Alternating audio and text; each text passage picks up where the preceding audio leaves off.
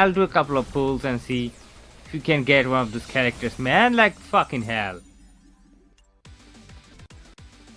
Look how Ron plays getting shafted. Come on, guys.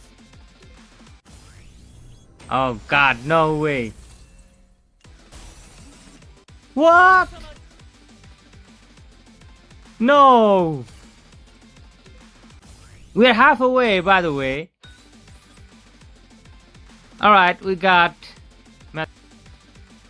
You know, my guildmate Mudassar Bhai was actually posting screenshots. He was getting 2 characters in one post. Like, I was like, what the fuck? Let's just do it now. We got a pity! Oh. Alright guys, pretty devastating summon session, but let's talk about the characters now because they sound really massive, guys. They sound really massive, and that's why I had to make a separate video on the characters because there's a lot to talk about the cards and the events. So yeah, let's go. And she is going to be a balance unit. She is going to be a quantum type unit, red character, and her leadership is going to increase the red element fighters attack by 70%, which is dope. But soon there will be better leadership, and I'll talk about it when I'm going to review Vice, because there are certain things that you need to keep in mind. Now let's talk about the skills, and look at these guys, what netmarble did. They entirely changed this damn thing. They entirely changed the description system and the skill reading option, guys. Cool. But first of all, we need to pay attention to the certain additions, like for example these things. These are the passives, and they are having certain effects. For example, the Bloody Festival passive is going to deal bleeding damage. Deal a huge amount of damage to the bleed affected characters, and boiling emotions within is going to have a 50% chance to obtain bliss. This bliss is going to be important for her kid, by the way. We'll talk about it further again when we discuss the course. And see, this is going to increase critical damage up to 100%. Oh my god, this damage potentiality is just too immense. Power of Orochi, another passive, immune to fear, petrify, bleed, poison, decrease damage received, and gains damage immunity. So this character is going to get some survivability. And by the way, these 3 passive things are nothing but the core descriptions. Netmarble usually did these things in order to make things easier for the players, because most of the players would not like to probably go to the core and read these things down the line, but these are the same things that are displayed outside. So it's a easy thing, easy for the new players, easily accessible information, very very good. Now let's talk about the Awaken, Ultimate Awaken, and the other skills.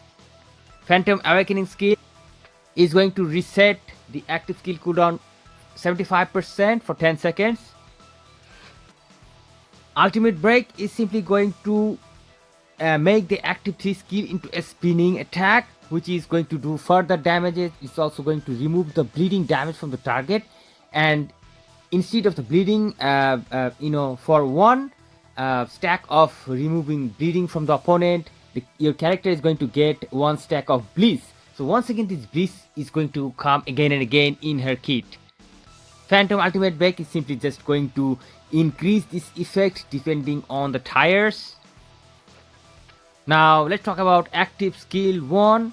This is going to decrease enemy's defense by 80%, increase their damage received by 100%. Nothing really new. We saw these things in characters like Ultimate Kusanagi, Ultimate Psyche, and also in Ultimate Ash as well, Maki as well. Now there are certain symbols that you need to understand. Probably you already know that this one is the symbol of cooldown. So this effect has actually 10 seconds of cooldown. This was never mentioned before in other characters, but I think other characters also had this cooldown. And these are the damage percentage, and this is the level of Ultimate Awakening. This is the UE level, and this is the indication of this is going to be a strike skill. a huge number of percentage of damage. So this is really great. Now one thing I'm not really sure, but I need to check that if these skills are actually having any effect with the ultimate awakening core upgradation, because there is an indication that probably we'll get some extra benefit if we upgrade the awakening core. Probably, but I'm not really sure about it. We'll have to look further. Active 2 skill gains hyper armor, super armor. Pretty straightforward, nothing really too fancy. Active 3 skill, however, is going to use the skill button to activate Ebony Tears, and Ebony Tears is going to be upgraded to max Ebony Tier EX if you hold the skill button until fully charged. So this is going to be a charged skill, and the charged version is actually going to do the massive amount of damage. And look at this percentage, guys. Deals physical damage equal to 10,000% of attack. This is the highest number King of Fighters All-Star has ever seen. And also increase active 3 max skill damage by 125% every time the skill lands until the skill ends. Huge damage potentiality, guys, from this character. Pretty straightforward, not really so much complexity, just straightforward damage output. In the non-charge stage, however, this is going to be mostly PvP oriented, PvP exclusive. Remove targets damage reflect and disable damage reflect for 10 seconds. And the default finisher also has a great effects like allowing movement while in the use. You can move the characters all around the stage and also increase momentum by 20% while in use. So this is going to be really helpful in Aegis game mode. And checking the character core, guys. 700% attack buff, very premium, 30% PG gain, critical rate 25% buff. Critical rate, guys, this is not damage, critical rate, which is very rare. In most cases we just saw a very little percentage of critical rate buff, but in this case 25%. That means the more critical rate you will be adding through your plugins and your battle cards, this 25% is going to be even more. So in this way, guys, they are giving more control in your hand with this character to increase the critical rate as much as you want. Freaking amazing stuff, guys. Critical damage 300%, strike skill, blast skill both 300% buff. And this core, Bloody Festival, guys, this is going to allow her to deal bleeding damage from her core. That means each and every of her attack is going to do the bleeding damage, and she also has the ability to apply Mark of Blood to one enemy, and that will result into more damage output. So ideal character for guild and Aegis challenge, because there is just one single enemy and she will be able to maximize her potentiality. And Boiling Emotion and Power Orgy are her passives that we already talked about before. So overall, there's a lot of new things in this character as well. So it is really hard to say that how this character is going to perform, but definitely she is going to be straightforward damage dealer. In my opinion, she is going to be a character who will support the opponent, support the other fighters or damage dealers less, rather than she is concentrated on her own, and she is on her own, she's going to do way better as a solo character. But still, in a team, she will going to perform really well as a damage dealer, but not so much as a support. Next, let's talk about Bizarre Nightmare Vice. She's going to be a green defense fighter, and her type is going to be fusion. As a leader, she is going to increase fusion fighters attack by 60% and critical rate by 10%. Notice this, guys, this is critical rate and not damage. That means this is way superior than critical damage. And her leadership is going to be the best leadership for fusion fighters, but honestly only to the fusion fighters, so that is kind of limiting. But if you find a great fusion fighter and if you use her as a leader, that is going to be really optimal because of this increased critical rate. So in her Soul Reaper passive, she's going to apply stun for 5, I think this is going to be 5 seconds, and she's going to gain a soul fragment upon landing an active skill. Number 3, or any finisher skill on a bleeding target. And this is not going to work on twisted characters. That's interesting, by the way. So active 3 skill or any sort of finisher, can be default finisher, can be a final finisher, is going to be needed to activate this thing.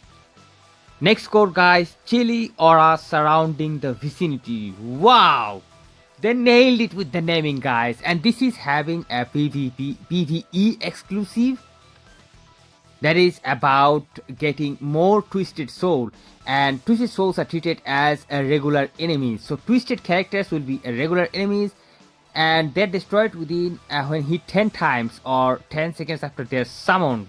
So she's going to get really great benefit against twisted souls.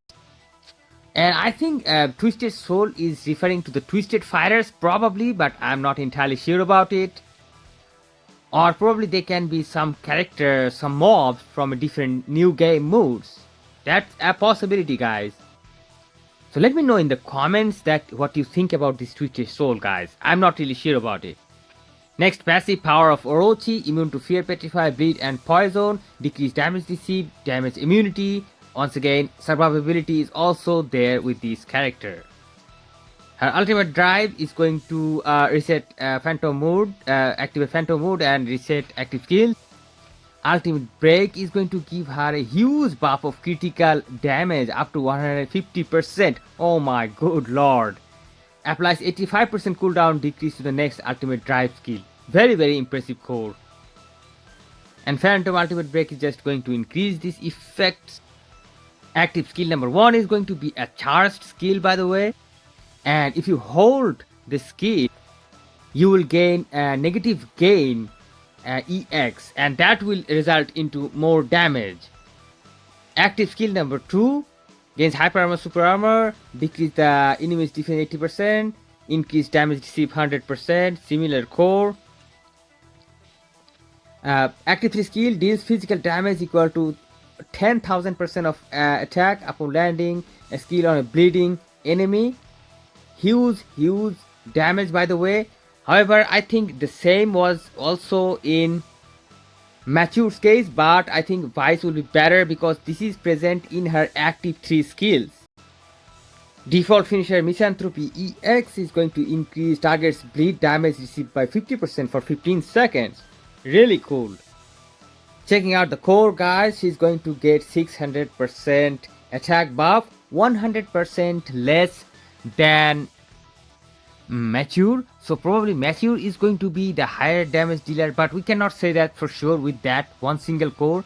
However, she is having 30% PG gain, critical rate 25%, same as Mature as well. Critical damage 300% increase, grab skill 200%. I think Mature had benefit in this section as well. Soul Reaper core, and this course and other 2 courses I already talked about. Finally, she is going to have an increased active skill damage buff by 250%. So overall, guys, she is going to be a character that doesn't really have any dot, but she is going to help the other character get a lot more dot damage. And that damage is related to the dot that is bleeding. So she's going to support the bleeding from Mature. So this can be an important indication, guys. Once again, I'm talking about Genny's because we know that Genny's native dot is bleeding. So this character is going to be an ultimate support character for those characters who are going to deal the bleeding damage. She is not going to do the highest amount of damage by herself. However, she is going to be a better support, and I think Bizarre Nightmare Mature, she is going to be the higher damage dealer. So I think overall both of these characters are insanely strong, and both of these characters are going to be really important for the upcoming future that is approaching to the game, guys. We can all gaze about it and we can plan ahead, and I'm really planning to summon this character and invest some more rubies so I can build them up to a certain extent. So I hope to see you guys soon in some other videos. Till then, stay awesome and peace out, my friends.